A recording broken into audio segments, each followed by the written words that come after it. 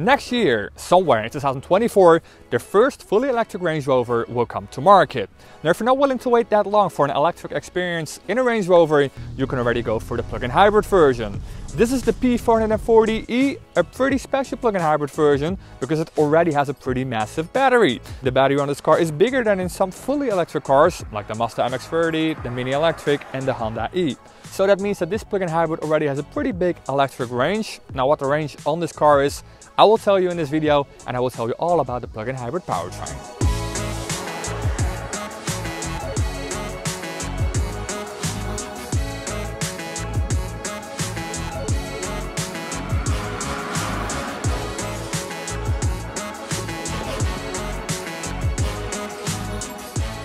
Welcome in the all-new Range Rover plug-in hybrid. You know, I really didn't like the outgoing Range Rover plug-in hybrid because that car had a battery located in the luggage compartment that took up way too much luggage space, and the battery was only like 18 kilowatt hours, so the car could only do like 40-50 kilometers if you were lucky on a full charge. Now this car, like I said, has a really big battery. It is 38 kilowatt hours, which again is just massive for a plug-in hybrid, and this car will do on a full charge around 100 kilometers. Now in reality it's more like 80 kilometers, but for most people that's enough for their daily commute. Now let's take me for example. I have a pretty big daily commute. I have to do 140 kilometers one way to work, and I could do basically all kilometers with this car on electricity. And that is because this car can also fast charge. And that is pretty unique for a plug-in hybrid, but then again this car also has a pretty unique big battery. The car can fast charge up to 50 kilowatts, which is not amazing, but it is enough to charge like 40 kilometers in 20 minutes, which is enough for me. Now if you're only planning to do long hauls with a car like this, you probably shouldn't go for the plug-in hybrid version, because then most of the times you're just moving empty batteries. But if you're not planning to do more than 100 or even 150 kilometers a day, you can easily live with a plug-in hybrid like this, especially if you can charge at home and also at your work. That's definitely doable.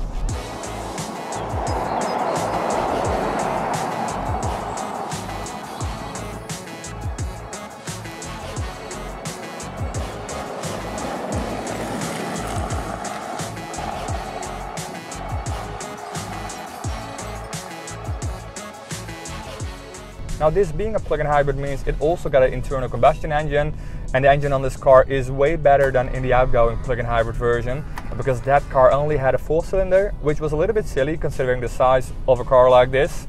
Now in this car you get a proper 6-cylinder, a 3-liter, and you also get an electric motor on the rear axle, and that motor is producing 145 horsepower and bringing the total system output to 440 horsepower, hence the car is called the P440e. You can also get a more powerful plug-in hybrid version, the P510, producing 510 horsepower, and that version basically has the exact same drivetrain, but the petrol engine just produces a little bit more horsepower.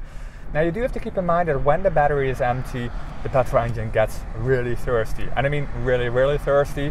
And that's because this car is really heavy. Now obviously a Range Rover has always been heavy, but this particular plug-in hybrid version takes the cake. The car almost weighs 2,800 kilos, which is just a lot for a car. If you're going to take some passengers and some luggage, you're going to go well over 3,000 kilos.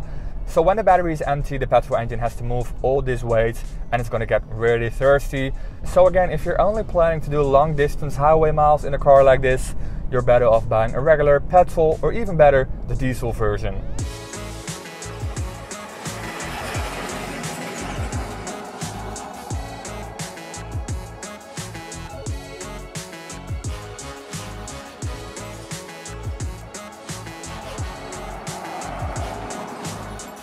Still a very comfortable car, but you can notice the extra weight, especially if you're going over bumps. You can really notice the different suspension setup on this car compared to a regular Range Rover, which is just a little bit more comfortable than this version. Again, this is a very comfortable car, one of the most comfortable cars out there, even this plug-in hybrid version, but compared to a regular Range Rover, this car is slightly less comfortable. But it is however more sporty compared to a regular Range Rover, believe it or not. This is not a sports car, don't get me wrong.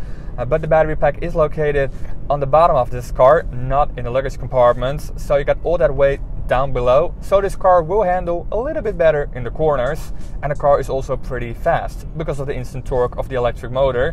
The car will do 0 to 100 kilometers an hour in only 6 seconds, which is pretty fast for a car that almost weighs as much as a house, and a more powerful plug-in hybrid version will do it in only 5.5 seconds.